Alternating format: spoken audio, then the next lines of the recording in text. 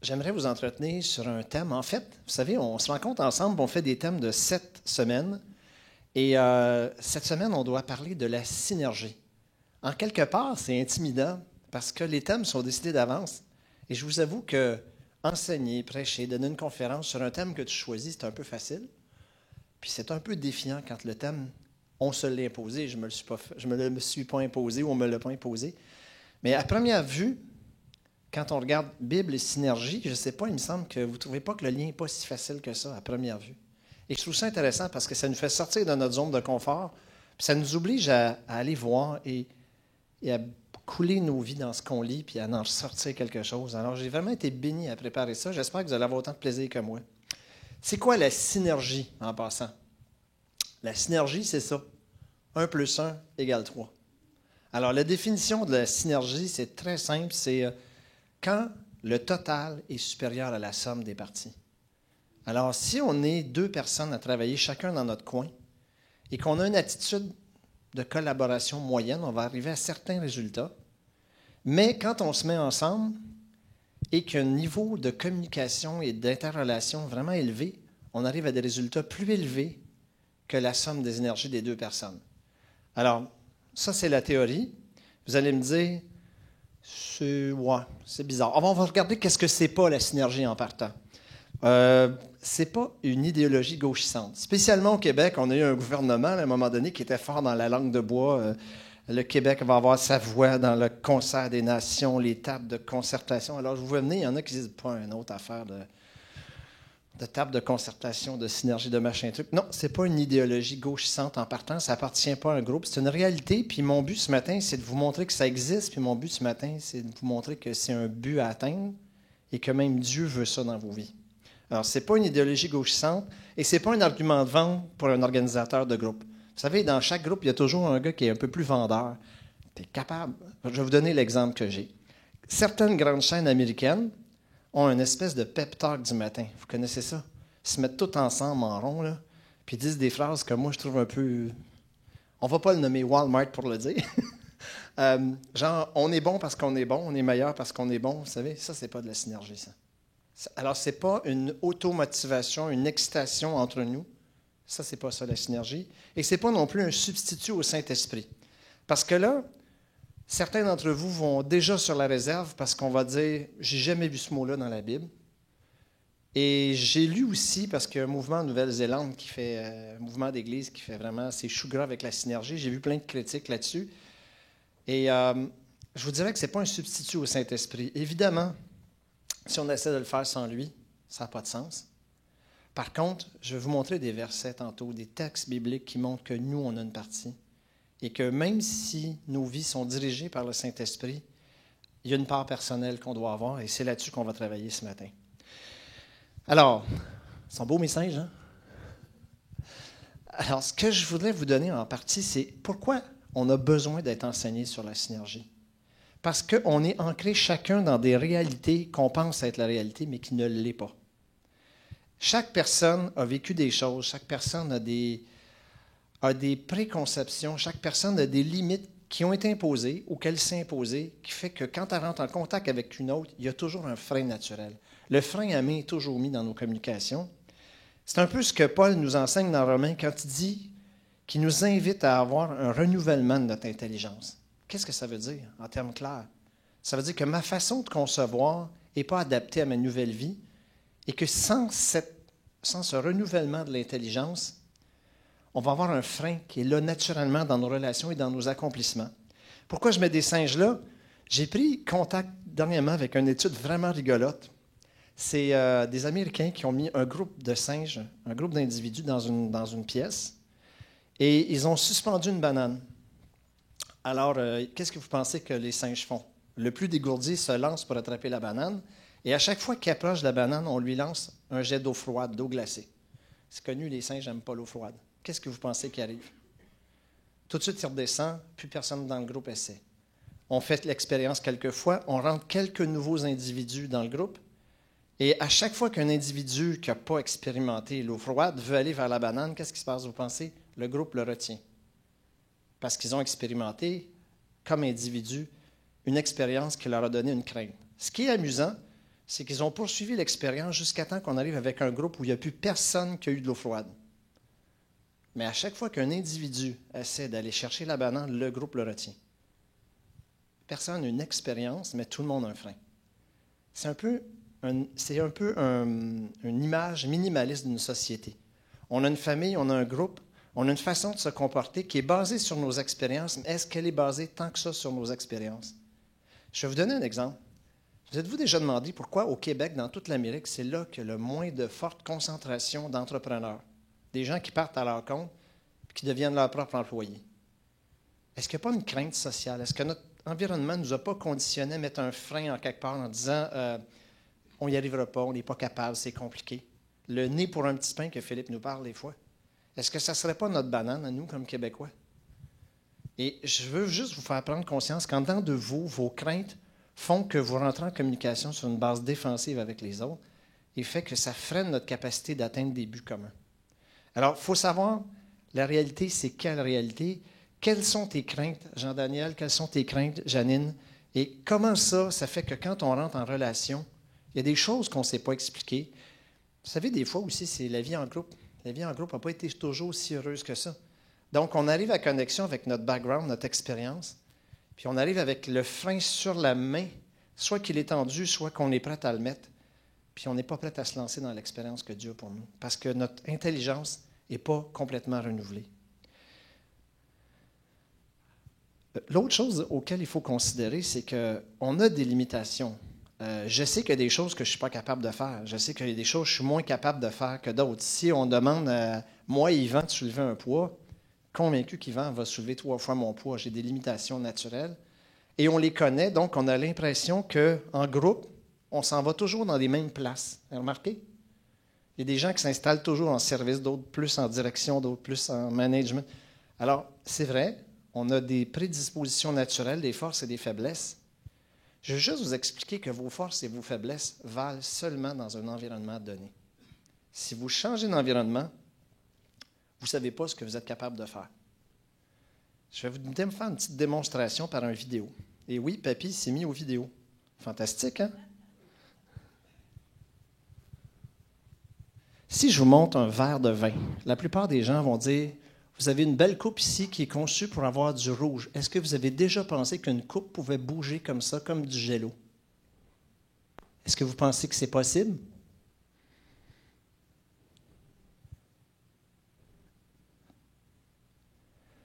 Ce que je veux vous faire comprendre, c'est que c'est une surface très dure. Le but de ce verre, c'est de recevoir du vin, d'être touché, mais le but n'a jamais été d'être si mobile et si souple. Pourquoi la coupe est devenue si souple? Parce qu'elle a été bombardée avec un onde qui correspond à sa résonance. OK, ça c'est physique. Qu'est-ce qu'on peut dire dans une église? Ce qui te fait vibrer te rend plus souple. C'est-tu plus clair comme ça? S'il y a quelque chose qui te fait vibrer, qui est en dedans de toi, si tu es dans les bonnes conditions, ton individu va s'assouplir et va être prêt à faire plus qu'il serait capable de faire autrement. Vous commencez à voir la synergie sortir tranquillement. On est des vases pour Dieu. La Bible nous enseigne qu'on est des vases. Mais on a notre conception de ce à quoi on est fait, de ce qu'on est capable, de ce qu'on n'est pas capable. Mais ça, c'est bon dans un environnement. Est-ce qu'on peut effacer l'ardoise et repartir ensemble? Est-ce que vous pensez qu'à Connexion, on pourrait repartir en disant « Je ne sais pas vraiment c'est quoi mes limites ». Est-ce que c'est possible qu'on se dise « Je lâche le frein, j'embarque dans quelque chose de nouveau, ce ne sera pas parfait, il y a encore des relations, mais est-ce que j'accepte de vibrer de nouveau? Est-ce que j'accepte d'être étiré en dehors de ma zone de confort? Est-ce que j'accepte de faire des choses qui vont changer mes propriétés? Vous savez, il y a plein d'expériences comme ça qui arrivent. Un exemple pour ceux qui suivent le sport. Comment le club de hockey canadien a passé de la dernière position à la 2e avec les mêmes joueurs? Parce qu'ils sont rentrés dans un système et une communication synergétique ensemble. Alors, c'est possible pour tout le monde. C'est le même principe qui fait que des petits groupes accomplissent de grands buts. Ça a l'air de quoi, la communication synergétique, en fait? Beau petit tableau. C'est assez simple, dans le fond, mais c'est capital de comprendre. Vous avez d'un côté, le niveau de coopération, de l'autre côté, le niveau de confiance. Ce qu'il faut comprendre, c'est que les individus, on est tous faits de la même manière. Quand on rentre en communication avec quelqu'un, on est plutôt dans la communication défensive. Tout ce qui est argument est défensif. Vous rencontrez quelqu'un qui ne partage pas votre foi, vous commencez à argumenter comme si ça faisait aucun bon sens que l'autre personne n'ait pas découvert ce que tu as découvert. La réalité, c'est que derrière ça, c'est défensif. Tous les arguments sont plutôt défensifs plutôt que de partage. On a parlé dans les semaines passées du concept de la discussion. Alors là, on est loin de là. On est vraiment dans la communication défensive. À mesure qu'on se révèle aux autres, on peut arriver dans un temps où il y a un respect mutuel. Avec un respect mutuel, on peut obtenir des buts ensemble. Mais c'est encore limité. Et on peut aller jusqu'au niveau de communication synergétique où là, on a un niveau de coopération élevé et un niveau de confiance élevé. Voyez-vous qu'on ne peut pas sortir de soi par un argument, par une série d'arguments qui vont m'amener à croire quelque chose. Je peux le croire le dimanche matin. Je peux faire une réunion où les gens ils vont être super motivés, mais après pas beaucoup de temps, quand ils vont être partis le lundi, le mardi, ça va quitter. Parce que c'est quelque chose qui a été imposé dans une circonstance donnée. Mais en réalité, on n'a pas su gagner le respect mutuel, puis on n'a pas réussi à rentrer dans la communication synergétique. Bon, jusqu'ici, vous allez dire, c'est n'importe quoi sauf un message. Est-ce que c'est pour les chrétiens, est-ce que c'est pour les croyants, cet exemple-là? Et c'est là que je vais vous faire le lien entre ce qu'on a vu, qui peut paraître un peu théorique, entre des verres de vin qui vibrent parce qu'ils sont bombardés, puis notre vie. J'aimerais qu'on prenne un temps pour focusser sur la personne de Paul, puis regarder l'histoire autrement. Pour moi, il y a des grands pans dans la vie de Paul et il y a un changement qui s'opère à partir d'un moment, et c'est à ce changement-là que je vous appelle ce matin. Dans Acte 9, on voit l'histoire de Paul qui a assisté à la lapidation d'Étienne. Et ce qui décrit son attitude intérieure, c'est menaces, meurtres. Alors, on peut dire qu'il est très, très agressif, mais en même temps, comme je vous ai expliqué, il est en défense. Par contre, il participe à la lapidation de quelqu'un qui, au lieu de crier sa douleur, de haïr, la Bible nous décrit qu'il s'est presque endormi. C'est comme il louait Dieu, il était très calme. Et je pense que c'est l'électrochoc que Paul... J'ai une théorie là-dessus, c'est que tout le monde pense que Paul a complètement changé sur le chemin de Damas quand Jésus lui est apparu. Et là, tout a changé. Moi, j'ai l'impression que c'est ça qui l'a préparé. Moi, j'ai l'impression que pour la première fois, il a fait face à quelqu'un que sa façon de se comporter n'était pas dictée par ses craintes, par ses valeurs, mais par une réalité plus grande que lui, par sa connaissance de Dieu, par le fait qu'il vivait avec Dieu. Et ça a secoué Paul. Et ça l'a secoué tellement que, d'après moi, c'est ce qui a commencé à le remettre en question. Je pense que le Saint Paul, pour certaines personnes qu'on connaît dans le Nouveau Testament, est beaucoup plus défini par le fait qu'il était spectateur de la lapidation d'Étienne que par son assignation à une mission qu'il a reçue plus tard. Quand on voit dans les textes alentours de la lapidation d'Étienne, on voit qu'il est très basé sur les arguments très à l'attaque ou très défensifs. Ça a l'air bizarre de dire, mais c'est ça. On dit défensif à l'attaque, mais c'est comme mêlé ensemble. Donc, on voit un Paul qui est en train de s'opposer avec tous les moyens qu'il a à quelque chose qu'il considère comme une menace. Puis en réalité, quand il voit quelqu'un qui ne réagit pas selon ces normes-là, on voit une logique qui commence à fondre. Si on voit le Paul après le chemin de Damas, on voit quelqu'un qui demande à un groupe à Corinthiens d'être parfaitement unis dans un même esprit, dans un même sentiment. Là, on découvre le Paul synergétique. Qu'est-ce qui est arrivé pour que Paul passe du défensif à la synergie? Des expériences personnelles et en quelque part, il a fallu que le frein chauffe et qu'il manque de frein.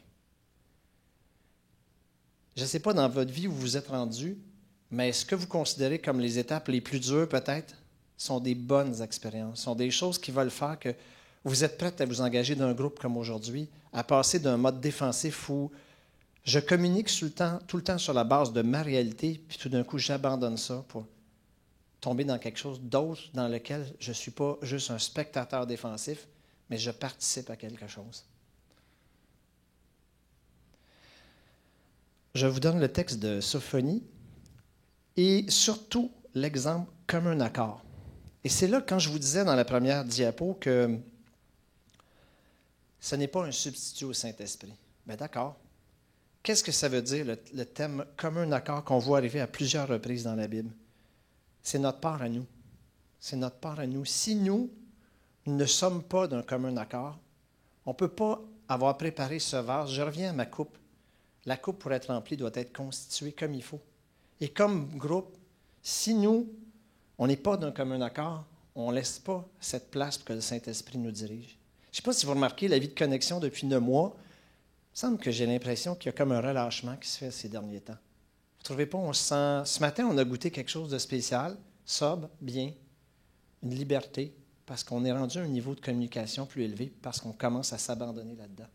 Alors, pour moi, la synergie n'est pas un substitut au Saint-Esprit, mais c'est un prérequis pour recevoir pleinement ce qu'on devrait avoir. Et sans ça, on va se faire du bien ensemble, on va avoir du plaisir jusqu'à un certain point, mais on n'atteindra pas le but pourquoi on est ici. Quels sont les freins à la synergie, selon vous? Alors ça, c'est toujours dans les documents que j'ai consultés. Je n'irai pas avec les références, ça va être plus simple. Le premier frein à la synergie qu'on connaît, c'est l'individualisme. Le texte que je vous ai donné, c'est un texte d'Agé où qu'est-ce qu'on voit, c'est que les Israéliens qui construisaient leur vie alentour du temple commençaient à bien décorer leur maison, à les lambrisser, même on dit les lambris, ce sont des petites planches verticales qu'on place au bas du mur juste pour faire une belle finition. Fait qu'en même temps, le temple était comme en lambeaux, puis en même temps, les maisons étaient de plus en plus cossues. Pour moi, c'est une belle image de l'individualisme. L'individualisme, ça ne veut pas dire qu'on ne fonctionne pas en société. Ça veut dire qu'une primauté des intérêts personnels, des valeurs personnelles sur les autres. S'il y a un conflit, je me réfugie dans mes intérêts personnels. S'il y a une tension, s'il y a quelque chose qui me demande un effort, je vais tranquillement tanguer vers mes intérêts personnels.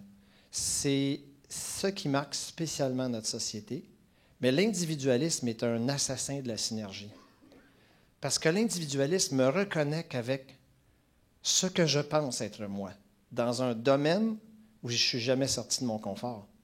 Alors, dans un domaine où il n'y a rien qui me fait assez vibrer pour m'amener en dehors de ce que je suis habitué d'être. L'individualisme, c'est, comment je vous dirais, c'est quelque chose qui fait qu'en groupe, c'est le contraire de la synergie. Avec la synergie, 1 plus 1 égale 3.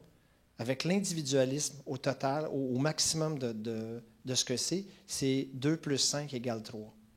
Parce qu'on arrive ici, chacun avec une forme de réalité qui est tordue et on passe notre temps à négocier sur des choses qui ne veulent pas dire la même chose un pour l'autre et on n'est pas placé dans une situation où on peut recevoir ensemble. Pour moi, l'individualisme est le problème majeur, mais des fois, on le voit chez l'autre, l'individualisme. L'individualisme, c'est toi, Jean-Daniel, c'est pas moi, c'est toi. Toi, tu es individualiste, pas moi. Mais en fait, l'individualisme, c'est à chaque fois que dans une tension, s'il y a un inconfort, je me réfugie dans la défense puis dans mes intérêts personnels. Ça ne veut pas dire qu'on ne fonctionne pas en groupe. Ça veut dire que quand tu vas avoir une tension, c'est le groupe qui va perdre, c'est l'individu qui va gagner. Ça, c'est un assassin de la synergie. Oui? Oui? Tu as mentionné tout à l'heure la communication défensive, Mm-hmm. et on est tendu en prenant Paul, puis ensuite la communication coopérative. Mm-hmm. Est-ce que tu pourrais nous dire dans ta vie quand est-ce que c'est arrivé cette chose-là? Et aussi, quand on y est, si ce n'est pas que Jean-Daniel qui est individualiste, est-ce que tu pourrais nous dire dans ta vie quand est-ce que tu as pris conscience de ton individualisme? Super. Tu es quelques diapos en avant, mais je vais répondre tout de suite. Vous savez, je pense qu'on est des êtres d'expérience. Et ce qui fait qu'on sort de notre zone défensive, malheureusement, c'est souvent quand la vie nous force. Alors, quand est-ce que je pense avoir compris le concept de la synergie dans ma vie? C'est quand ma vie s'est complètement déboulonnée. Alors, un autre moment, je vous amènerai mon témoignage si on a l'occasion. Mais je peux vous dire qu'il y a juste un moment où j'ai été privé de tout. Famille, enfants, maison, tout ce que je connais, auto, tout. J'ai vécu 9 mois comme un genre d'ermite, si on veut, avec un budget mensuel de 20 $. Et dans ce moment-là, j'ai expérimenté ce que Paul a expérimenté face à Étienne. c'est qu'il y a autre chose que ce qu'on est capable de faire nous-mêmes. Et dans ces autres choses-là, je suis sorti de moi-même pour vraiment... Des fois, ça prend beaucoup de douleur pour sortir de soi et aller vers l'autre. Alors, quand est-ce que la synergie est devenue importante pour moi et est devenue une façon de me comporter que j'essaie d'attirer à partir du moment où il n'y avait plus rien qui fonctionnait sur mon individu moi-même. Vous avez deux choix. Vous pouvez résister jusqu'à temps, comme moi, que ça se déboulonne, ou vous pouvez tout simplement devenir plus souple devant Dieu. Alors, c'est ça qui fait que... Mais en fait, c'est pas parfait, mais en fait, c'est ça qui fait que je tends à la synergie. OK? Alors, je reviens, le négativisme. On continue avec... J'étais avec l'individualisme, je suis avec le négativisme maintenant. Le négativisme aussi, c'est quelque chose qui nous touche tous, qui me touche, qui vous touche. Alors, le texte que j'ai pris, c'est le texte d'Exode, où on voit les Israéliens se plaindre, on n'est pas venu mourir au désert. En fait, personne n'est mort quand ils écrivent. Hein? Alors, pourquoi on est venu ici? On était tellement mieux quand on était esclaves. Qu'est-ce que le négativisme dans ma vie maintenant? C'est sûr que le négativisme, c'est très facile d'être négatif, de remarquer le négativisme des autres, ce qui d'ailleurs est une attitude négativiste. Mais chez moi, c'est quoi le négativisme? C'est à chaque fois que je fais un scénario qui est basé sur plus mes craintes que sur une réalité plus grande que la mienne. C'est à chaque fois que je regarde ce qui manque, puis je dis j'y arriverai pas parce que je fais une équation, mais je suis partiellement aveugle. Le négativisme, c'est quelque chose auquel moi, je dois faire très attention.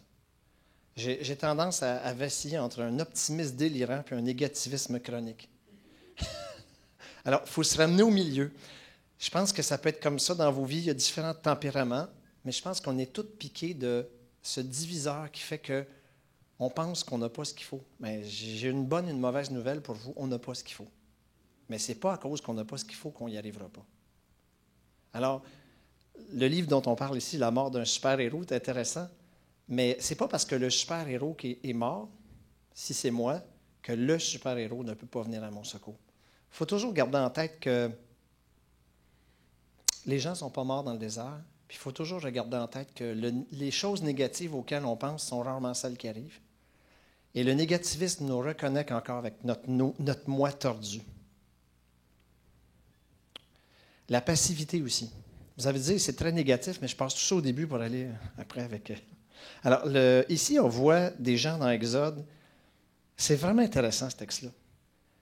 Ils se lèvent, ils font leur trip religieux. Après, tout ce qui les intéresse, c'est boire, manger, puis se divertir. Ça, c'est vraiment intéressant parce que c'est une forme de passivité. Ils n'ont pas évacué Dieu de leur vie. Ils n'ont pas évacué la foi. Il y a même de la place pour les services religieux, pour j'imagine, les temps de louange et tout ça. Mais c'est devenu vide parce que, dans le fond, le but de leur vie, c'est manger, boire, se divertir. Présent.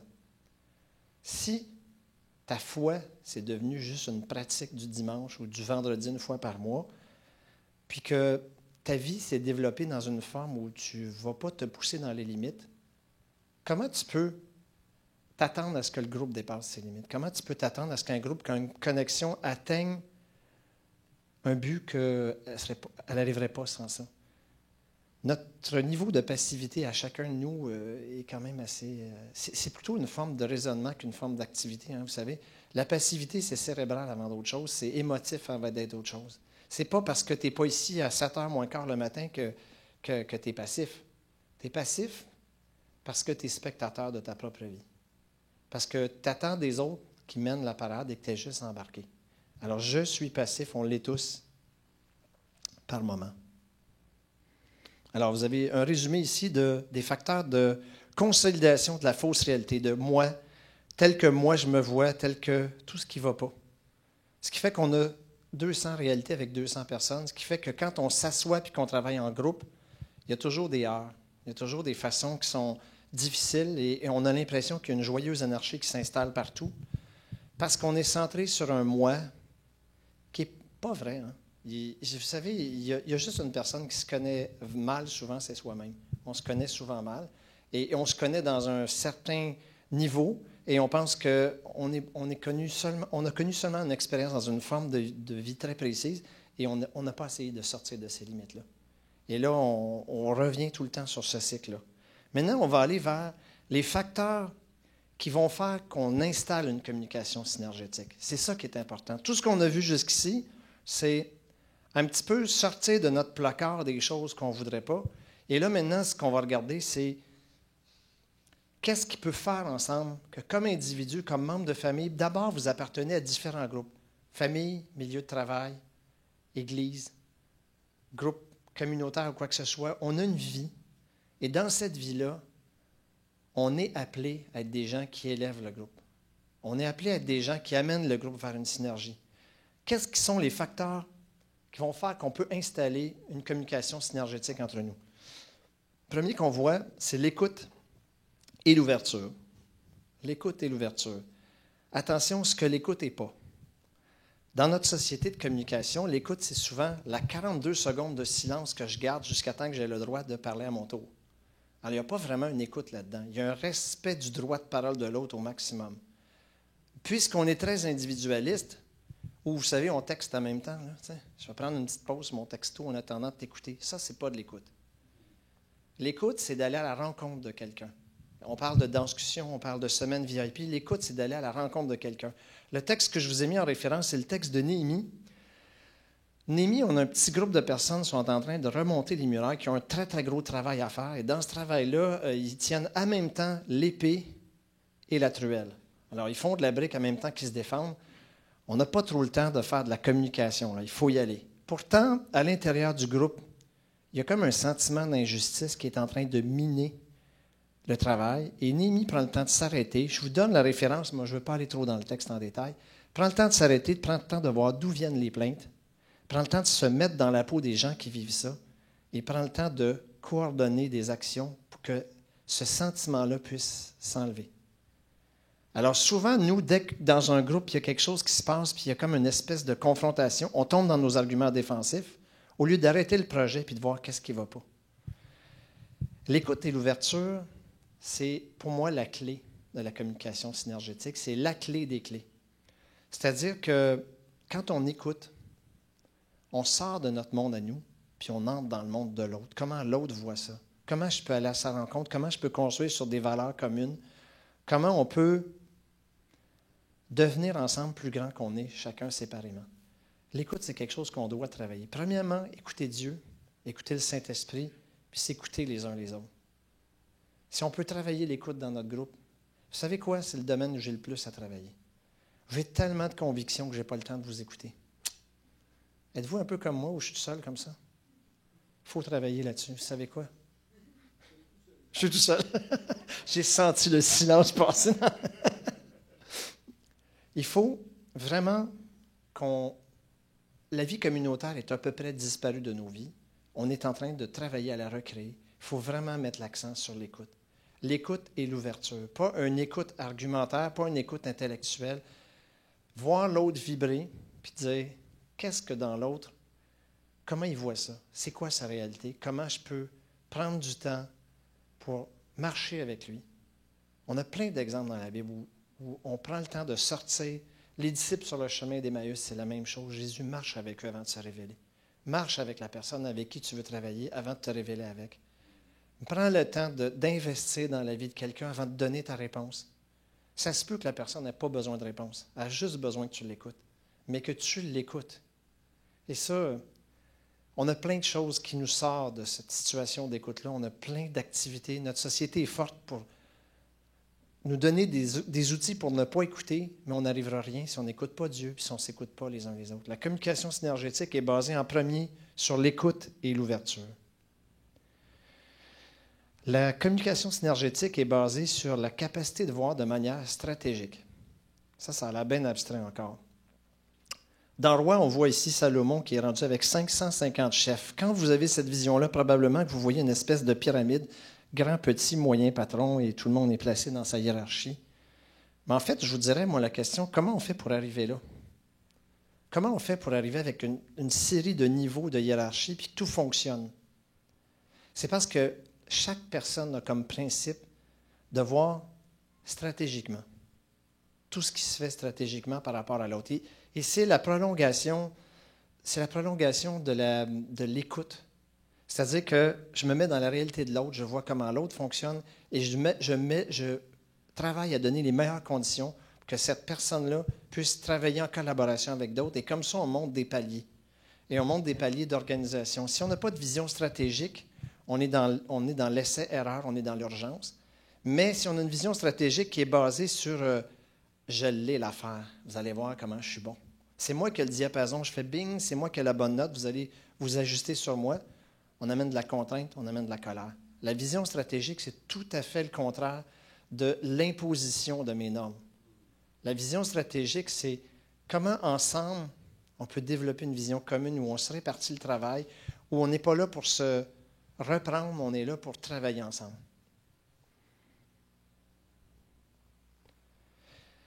Celle-là, je l'aime bien.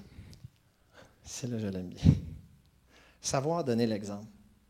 Si on veut que s'installe quelque chose dans nos vies, dans ma famille, Vous savez, un papa qui est assis avec sa télécommande et qui fait dodo n'est pas un exemple.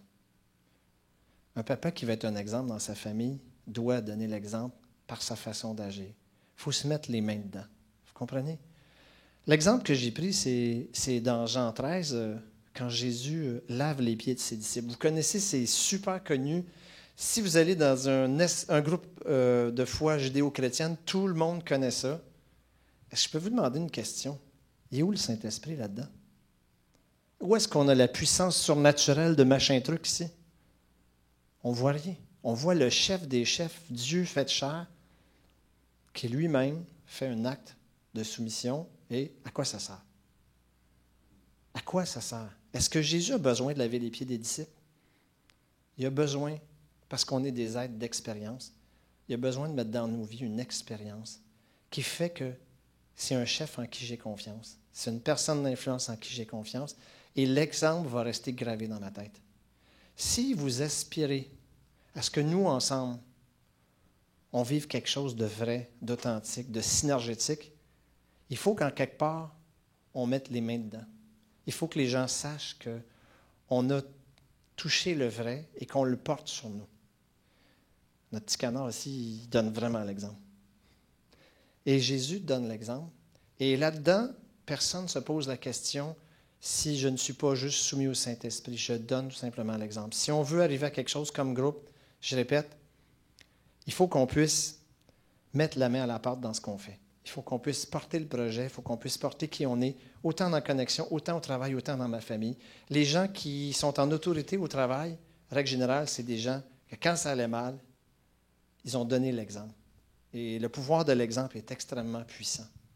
Alors, le pouvoir de l'exemple, ça veut dire que peut-être je vais relever la barre en quelque part, puis peut-être qu'il y a quelque chose qui ne va pas, puis que mon argument critique arrive, mais non, je vais prendre un petit peu de part, puis je vais marcher avec la personne en même temps que je donne l'exemple. Savoir cultiver l'appréciation. Ah, ça. Attention, ce n'est pas une technique de communication, je vous l'ai mis en bas. Cette recette de communication, outil de construction. Vous savez, quand on fait des conférences de motivation, vous savez ça, ou des sessions de vente, des séminaires de vente, il y a toujours le petit mot magique. Là. J'apprécie vraiment ce que tu fais. Ah, la vitesse. Il y a la petite phrase qui devient un outil de communication, mais qui est vidée de son sens. Il ne s'agit pas ici d'une petite flatterie qu'on va placer dans le but d'obtenir ce qu'on veut. C'est plutôt le contraire. Ça, c'est plutôt destructif. C'est plutôt une façon d'utiliser un pouvoir pour arriver à mes fins. Cultiver l'appréciation, je vous donne l'exemple de Actes, où l'auteur ici écrit à un empereur et a regardé son travail, l'a analysé et a montré comment il était bénéfique. Ça place tout de suite la personne avec qui je suis en contact dans une situation qui est plus défensive. Mais pour ça, il faut que ce soit vrai. Il ne faut pas que ce soit une recette magique, un petit bonbon qu'on donne, une menthe en sortant du restaurant pour faire passer mieux l'addition. En fait, ce qu'il faut que ce soit, c'est « j'ai regardé ta vie ». Tiens, je vais mettre Jean Daniel sur le spot un matin.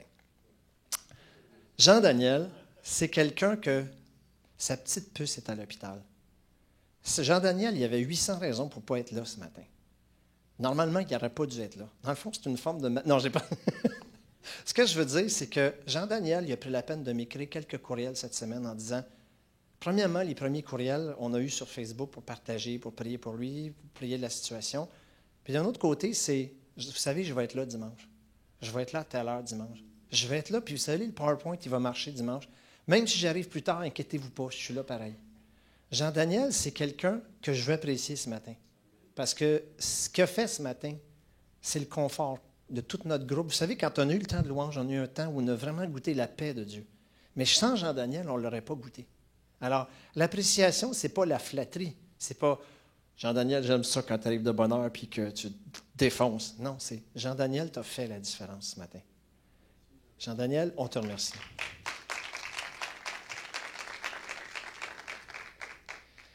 Savoir apprécier les gens, c'est ça. Faut que ce soit sincère, il faut que ce soit vrai. Il faut que ce soit imprégné d'un vécu, puis je pense que ça fait la différence.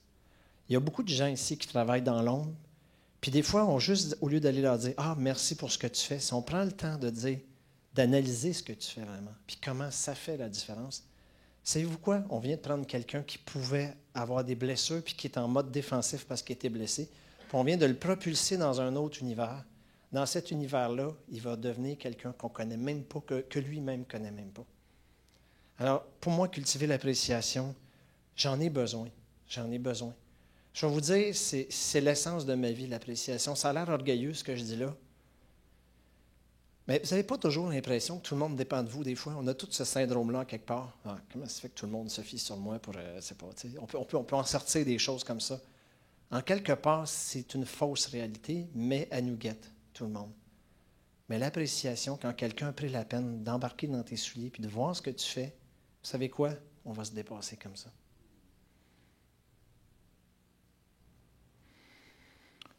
J'ai mis un autre petit vidéo. Et oui, deuxième vidéo. Je reviens à ma diapo du départ avec le verre qui tremblait. Ce que je vous ai dit, c'est si vous trouvez ce qui vous fait trembler, ce qui vous fait vibrer, vous allez vous assouplir puis vous allez faire des choses qui sont plus grandes que ce que vous pensez vous-même. La synergie, par exemple, ce n'est pas juste moi qui deviens plus souple, c'est un groupe de personnes qui deviennent plus souples. C'est un groupe de personnes qui, ensemble, font des choses qu'ils ne savaient pas qu'ils seraient capables de faire. Dans Romains 9, on voit que Dieu nous compare à des vases et il dit qu'il y en a pour différents usages. La synergie, c'est le concert de ces vases-là. Le concert de ces vases-là va donner une seule mélodie et cette seule mélodie-là va faire que si on se met tous à vibrer ensemble, selon qui on est, on va obtenir plus que ce qu'on aurait fait individuellement. Je prends 2 minutes, écoutez ça avec vos oreilles.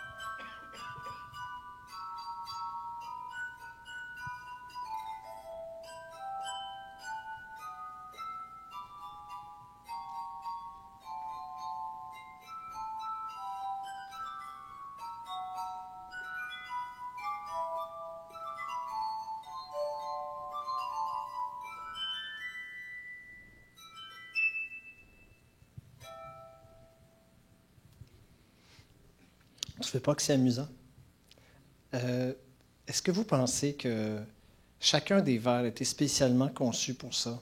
Il y a un chef d'orchestre en quelque part qui a rempli juste ce qu'il faut pour que chaque vers ait une utilité propre à laquelle il n'avait pas été initialement conçu. Et tous ensemble, ils se sont mis à vibrer. Avez-vous remarqué, moi, quand je vais voir des concerts, souvent, ce qui m'épate, c'est que j'essaie de voir comment on peut faire les sons, comment on peut fabriquer les sons. Je me rappelle d'avoir été, je joue de la basse, peut m'amener d'aller voir un concert du festival de jazz. Il y avait un bassiste tellement excellent qui m'a donné mal à la tête. Parce que j'essayais de comprendre comment on place ses doigts pour donner le son qu'il fait, puis j'ai complètement déconnecté, je ne comprenais plus. Et là, ça s'est mis à rouler dans ma petite cage tellement que j'ai eu un mal de tête. Le son était comme déconnecté de ce que je voyais. Vous n'avez pas cette impression-là? Quand il se promène avec ses doigts, moi, il y a une chose qui m'épate, c'est qu'il arrête d'y toucher et le son continue de vibrer. On dit un sustain. D'un autre côté, on dirait que ses doigts flottent, mais dans le fond, ce sont des vibrations. Hein? À chaque fois que son doigt attrape la coupe vibre. Donc, c'est par chaos. C'est très chaotique, ça. Pourtant, on a une impression de fluidité. Alors, voyez-vous qu'on a un ensemble de vases qui ont été mis ensemble, qui ont été remplis juste ce qu'il faut. Chacun est insignifiant si on le prend seul, mais tous ensemble, on arrive à quelque chose de plus grand que ce qu'on serait arrivé autrement. Ça, c'est l'exemple pour moi. C'est une parabole. Vous savez, quand on lit la Bible, on a plein de paraboles qui sont des exemples agricoles parce que c'était une société agricole. Pour moi, c'est une parabole du 21e siècle en ce sens qu'on comprend que si on se met tous à vibrer ensemble, on n'a pas tous la même sensibilité, on ne vibrera pas tous de la même façon. Et ce n'est pas un élément pour nous séparer. C'est un élément pour montrer notre aspect complémentaire. Et le concert n'est pas vraiment possible quand on n'est pas tous là. Je me demande ce matin, qu'est-ce que dans ta vie est un obstacle à te laisser aller, à faire partie de ça, de cette réalité plus grande que toi? Je vais y aller avec la dernière diapo. Vous avez ici les éléments de construction de la synergie. Et vous avez aussi, ce que je ne veux pas revenir en arrière, c'est les éléments qui sont des freins à la synergie. Alors que ce soit l'écoute, la vision stratégique, donner l'exemple ou l'appréciation. Je pense que tous un domaine dans lequel on est plus faible que d'autres, où on sait plus se relâcher que d'autres. Et ce matin, ce que j'aimerais vous dire, c'est si on essayait. Au lieu de savoir une conférence sur la synergie, si on essayait d'entrer en synergie, qu'est-ce que vous en dites? Ce matin, si on disait, il y a un aspect de ma vie peut-être qui est plus à travailler. C'est laquelle, vous, qui est la plus à travailler? Je continue à me battre avec l'écoute. Peut-être vous pourriez pointer sur une autre, mais il y a quelque chose qui peut-être dans ta vie présentement peut être un frein à ça. Est-ce que je peux vous lancer un défi? Et si on essayait ensemble? Si on essayait ensemble d'être plus grand qu'on est chacun de notre tour? Si on essayait ensemble de faire une différence en premier pour nos vies? Tu sais, des fois, on a le but de louer 2 salles, 3 salles, avoir des conférenciers partout. Mon défi ce matin, c'est si on essayait de nouveau, de se laisser dans les mains de celui qui fait le concert, de vibrer de nouveau, puis si on acceptait que si le voisin ne vibre pas à la même fréquence que moi, c'est pas qu'on n'a pas la même vision de Dieu ou de l'Église, c'est juste que c'est ça la diversité. Ce qui est dommage dans nos vies, c'est quand on essaie de vibrer tout à la même fréquence. Ça fait une multiplication de sons inutiles. Ici, on est tous très contents d'avoir Philippe comme leader principal. Vous savez quoi? Je suis loin d'être habile comme lui avec les PowerPoint. Même si j'essaie, je ne le serai jamais. Je peux essayer, mais vous allez voir, je vais passer mon temps à regarder ça au lieu de vous regarder. Je ne suis pas Philippe et Philippe n'est pas moi. Maintenant, je peux essayer de me remplir mon vase pour avoir la même fréquence que lui, ou je peux décider d'être qui je suis. Puis en étant qui je suis, je peux peut-être en faire vibrer d'autres par sympathie. La vibration par sympathie, vous savez c'est quoi? Je ne ferai pas une 3e vidéo de physique là-dessus, là, mais ce que je veux dire, c'est que si on essayait, est-ce que je peux vous demander ce matin, je ne sais pas quel aspect de ta vie, peut-être que dans ta famille, tu ne vibres plus, peut-être qu'au travail, tu ne vibres plus, peut-être qu'avec ta famille que tu rencontres à l'occasion, tes parents, tout ça, tu ne vibres plus, peut-être qu'ici non plus. Si on essayait pour une fois de vibrer de nouveau. Je vais demander à Simon de revenir, si tu veux. T'aimes ça, l'imprévu? Je sens ton bonheur. Non, je ne vais pas te demander quelque chose de trop dur. Je vais te demander de reprendre simplement un des chants qu'on a fait ce matin. Et vous savez ce qu'on va faire? parce qu'on est très, très mal à l'aise souvent comme groupe. On va se prendre un petit temps de silence, juste à écouter la musique, à regarder quel aspect dans ma vie je dois travailler. S'il y a quelqu'un qui voit quelque chose dans sa vie précisément ce matin, eh bien, peut-être juste l'offrir à Dieu. Peut-être pas aller en avant, pas quoi que ce soit, juste lever ta main et dire, Dieu, ben, j'ai cet aspect-là dans ma vie à travailler. Je vais faire ça. J'ai le goût de vibrer de nouveau pour toi, puis j'ai le goût qu'on vibre de nouveau ensemble. Je vous laisse quelques secondes, puis je reviendrai.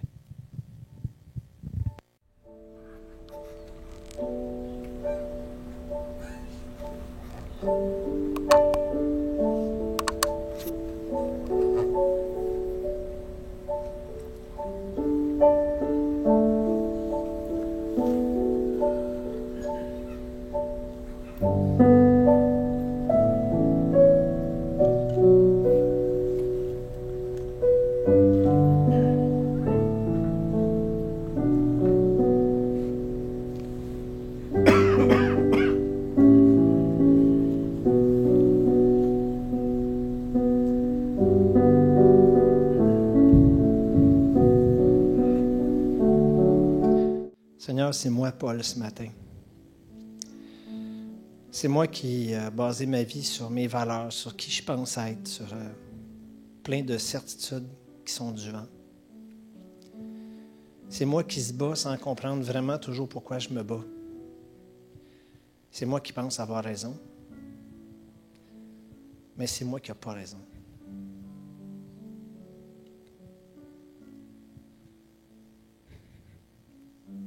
Je te demande pardon ce matin.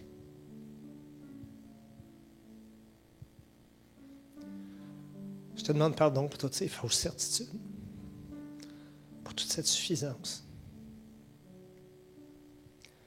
Je te demande pardon pour mon négativisme.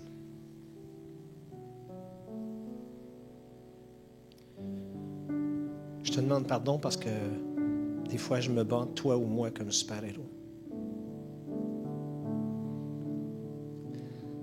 Seigneur, dans ta parole, tu dis que tu vas enlever nos cœurs de pierre, tu vas mettre un cœur de chair.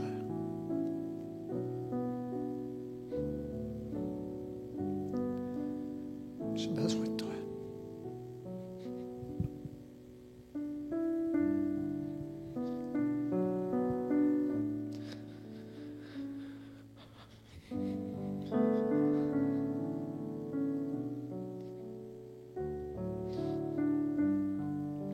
Je veux vibrer de nouveau pour toi.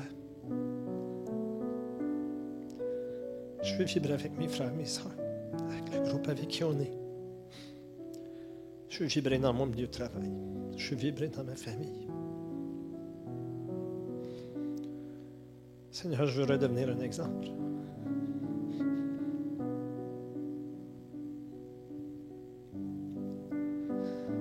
Sans toi, ma vie est vide. Viens la remplir.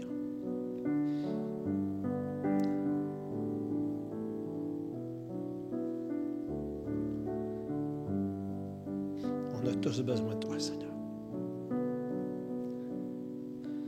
On n'est rien sans toi.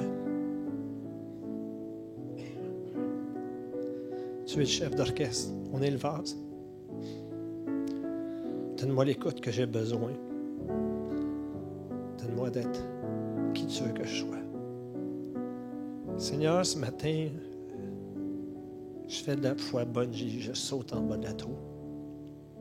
Je veux sauter encore de nouveau pour toi.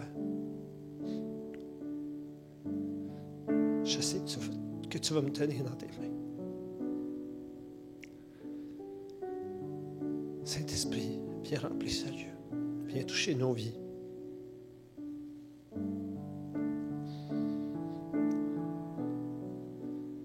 Fais de nous ce qu'on ne se doute même pas qu'on peut être. Seigneur, je te prie pour des cœurs de chair dans toute cette pièce. Que cette semaine, on parte touché par toi.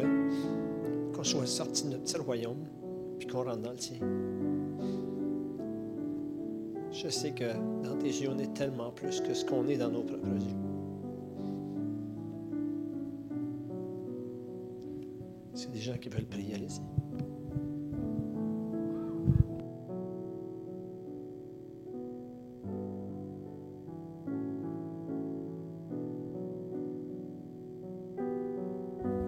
Je Je sais que ça peut paraître difficile, mais si vous l'avez à cœur, vous pouvez le faire à voix basse, à voix haute.